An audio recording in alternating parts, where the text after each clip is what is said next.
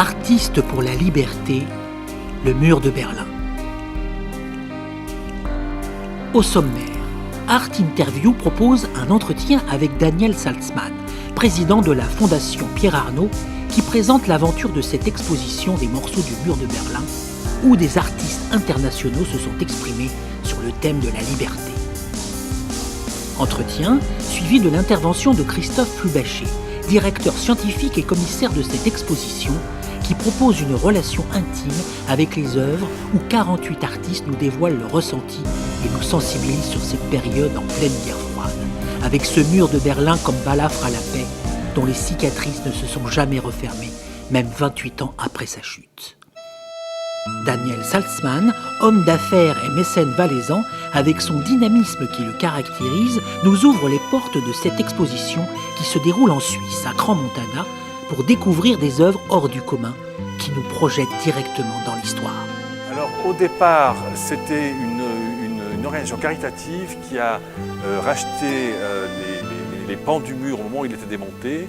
Ils en ont racheté une soixantaine, je pense. Et puis, ils ont demandé à des artistes de les utiliser comme support. Sylvestre Berger a été nommé curateur de cette exposition. Elle a été exposée en Espagne et ensuite à Londres. Et puis à Londres, il y a eu des problèmes financiers. Les fournisseurs n'étaient pas payés, les transporteurs n'étaient pas payés, personne n'était payé. Donc la collection a été saisie, vendue aux enchères, et c'est à ce moment-là que Sylvestre Berger l'a rachetée dans son entier, et il l'a ensuite complétée. Et il y a à mon sens, il y a vraiment de très très très belles choses. Michael et Emmanuel Gutmann ont racheté cette collection à Sylvestre Berger, qui avait d'ailleurs dans cette vente prévu que si quelqu'un rachetait la collection complète dans son ensemble, elle la préservait telle qu'elle.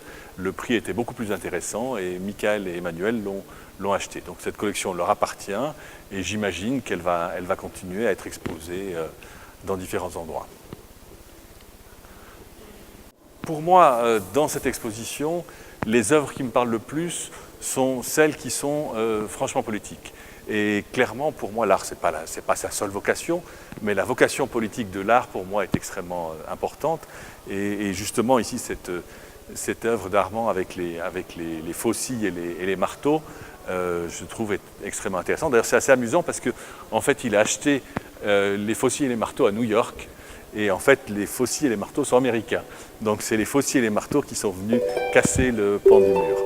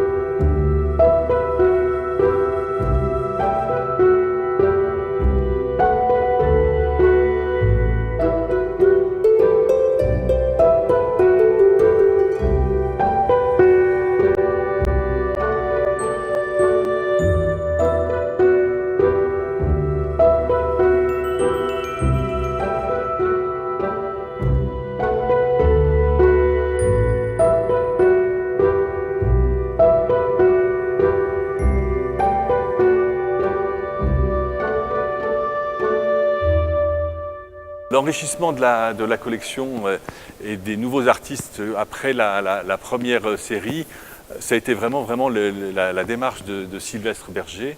Et c'est lui, en fonction de ses contacts, des demandes qu'il a fait, du succès qu'il a eu, qui a vraiment complété cette collection.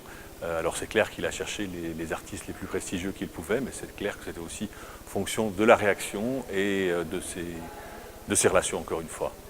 La chute du mur, enfin le mur lui-même et la chute du mur ont été quelque chose de suffisamment important pour que cette évocation perdure à travers le temps et qu'il n'y ait pas vraiment un changement de perception. Alors, à mon sens, si, il y a aujourd'hui maintenant un changement de perception, c'est que on se rend compte que ce monde qui n'est plus bipolaire pose d'autres problèmes et débouche sur bien d'autres conflits et problématiques. À la fin de la Seconde Guerre mondiale, l'Europe se divise en deux camps ennemis, occidentaux et soviétiques. Dès 1947, les deux superpuissances, russes et américaines, mettent en place un rideau de fer de Lübeck jusqu'en Tchécoslovaquie. Berlin est au cœur de la séparation de ces deux mondes qui préfigure la période de la guerre froide et dont la ville devient l'épicentre. La migration massive des populations de l'Est vers l'Ouest, telle une hémorragie, entraîne en 1958 l'URSS à lancer un ultimatum prétextant le départ des troupes occidentales dans les 6 mois pour faire de Berlin une ville libre, démilitarisée. Les alliés occidentaux s'y refusent. 1961. Les soviétiques prennent la décision de faire supprimer par la RDA la ligne de démarcation berlinoise et construisent un mur qui deviendra le mur de la honte, le mur de Berlin. L'appel de la liberté reste constant tout au long des 28 années de l'histoire du mur. Des milliers d'Allemands de l'Est tentent de le franchir au péril de leur vie. Cicatrice économique et humaine, le mur sera finalement vaincu et démantelé le 29 novembre 1989.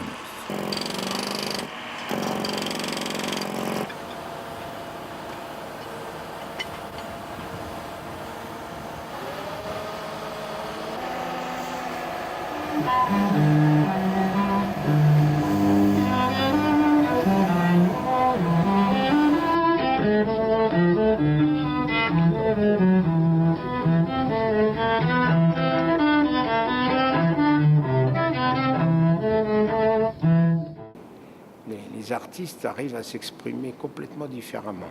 C'est surprenant. La chaise électrique, là, je trouve qu'elle dégage une grande force de... elle impressionne beaucoup. J'ai ressenti vraiment quelque chose de fort. C'est celle où il y a tous les visages. Ça. Les visages en plat. Oui, ça, on ressent. C'est émouvant. C'est émouvant. Ce mur de la honte soit enfin, comment dirais-je, s'effondre, qu'on enlève ça d'un pays, quoi. C'était vraiment ce qu'on appelle le mur de la honte, c'est vrai. Voilà. Et ce qui est impressionnant quand même, qui me touche, c'est qu'après tout ce qu'on a vu là, on continue de construire encore des murs aujourd'hui.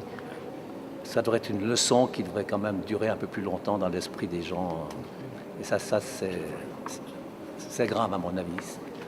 Cette exposition me rappelle plein de souvenirs, car j'ai connu le mur avant sa construction, pendant sa construction et après la démolition du mur. Tous les tableaux représentés dans cette exposition sont très forts en symboles.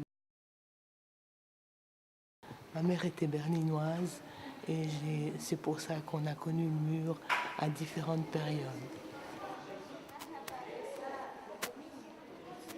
Toutes les œuvres racontent une histoire, à mon sens. En tout cas, je crois on est extrêmement heureux d'avoir présenté cette collection. On a été très actifs en fait avec Emmanuel Gutmann dans la scénographie de l'exposition. Elle avait été présentée d'habitude, chaque fois qu'elle avait été présentée précédemment, les panneaux étaient mis les uns à côté des autres dans une volonté, mais à mon avis qui ne fonctionne pas, de recréer le mur quelque part. Mais en fait ça ne marche pas parce que ce n'est pas juste. Et puis en plus, tous les supports sont différents, les tailles des pièces sont différentes, l'inclinaison est différente. Donc ça devenait un truc très confus qui fait qu'au bout du compte, les œuvres n'étaient pas en valeur. Alors sans avec prétention, je pense que c'est la plus belle exposition qui a été faite avec ces pierres du mur de Berlin. Les œuvres sont vraiment, vraiment mises en valeur.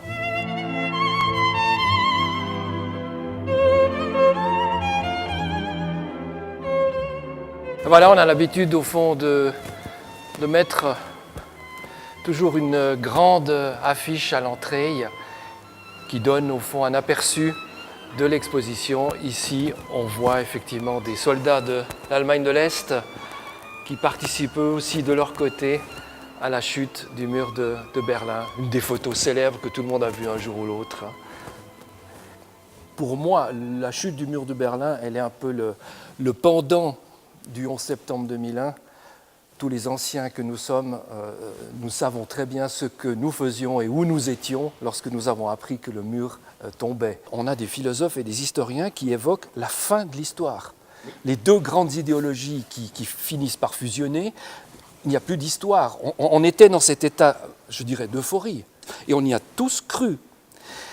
Et donc il y a des photographies terribles comme la mort de Peter Fechter, qui a 18 ans, qui avait tenté de franchir le mur, qui avait été blessé par les troupes est-allemandes et laissé au fond agonisant pendant près d'une heure, jusqu'à ce qu'il se décide à le transporter, mais c'était trop tard, il est décédé. Ou alors, bien évidemment, la célèbre photographie de Rostropovitch jouant du violoncelle devant le mur de Berlin. Et on entre ici dans l'espace réservé à ces 48 fragments du mur de Berlin peints par des artistes du monde entier. 48 interprétations extrêmement différentes du mur de Berlin. On a quand même ce que j'appellerais des familles. On a quand même au fond des éléments qui se retrouvent chez les artistes. Par exemple, l'image du double, deux Allemagnes, deux Berlin. Et derrière vous, c'est intéressant de préciser que Rolf König est le seul artiste allemand à avoir participé à cette initiative. Je pense que pour les Allemands, beaucoup nous disent ça, notamment le public. On a eu des anciens Est-Allemands qui ont visité l'expo, et des Allemands, qui nous disent que le mur, c'est quelque chose qui est là, qui est à jamais.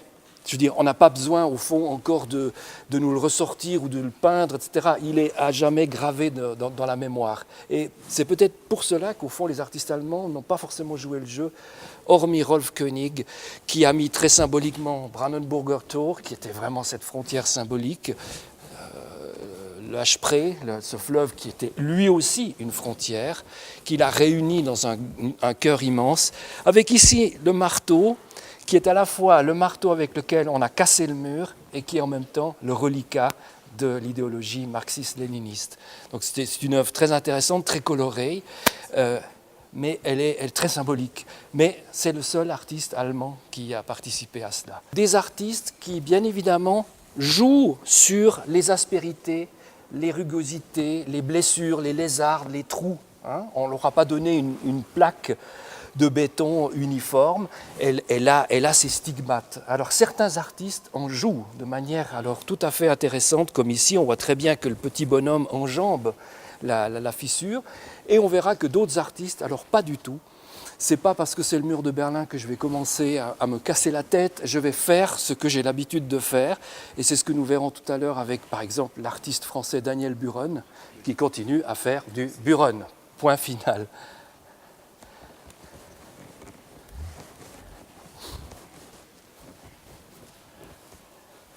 Une autre caractéristique aussi qu'on retrouve chez les artistes, on a des artistes qui sont fondamentalement optimistes. Et vous avez en même temps des artistes comme David Mack qui exécute le monstre constructeur. C'est un oxymore, le monstre destructeur. Non, il l'appelle le monstre constructeur. Et on voit cette espèce d'hybride qui cumule l'animal et l'humain, le féminin et le masculin, et qui, sur les gravats du mur de Berlin, porte le prochain mur de Berlin. Et ça a été, au fond, notre idée à nous, lorsqu'on a accepté de présenter cette expo, c'était que lorsque le visiteur quitte le musée, il passe à travers un espèce d'étranglement de goulet où il découvre les quelques 50 murs de Berlin qui ont été érigés après la chute du mur. Et donc on voit que certains artistes ne sont pas du tout, restent très lucides, à l'instar de David Mack et de son monstre constructeur.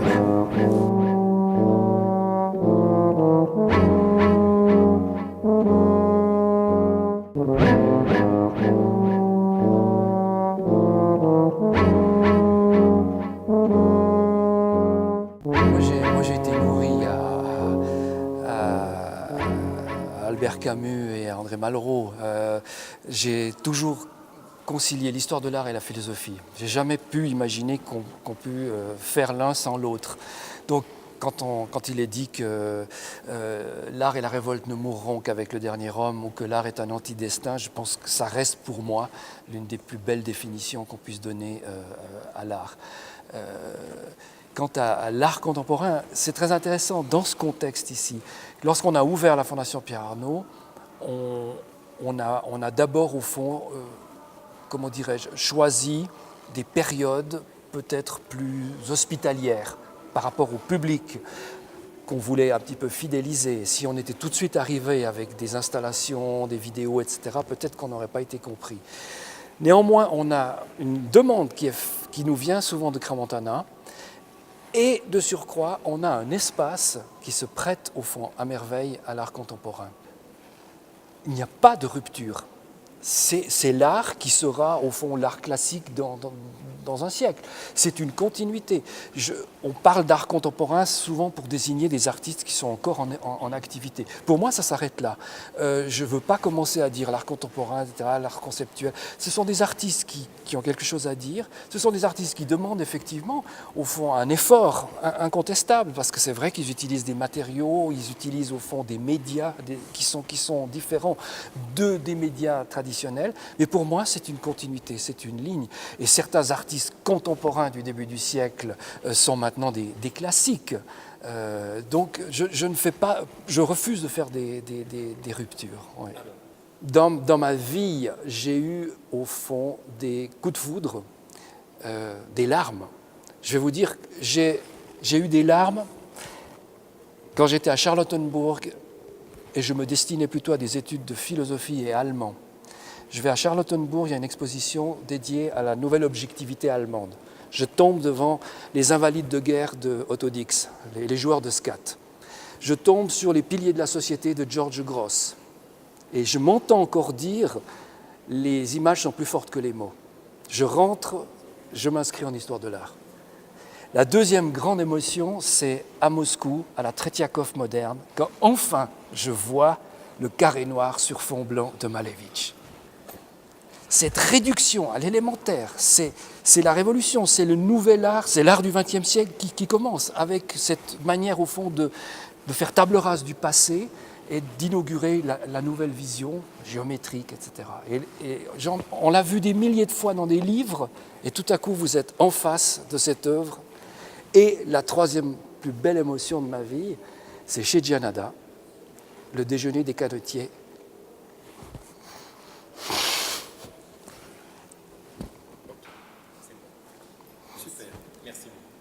Voyez, encore maintenant.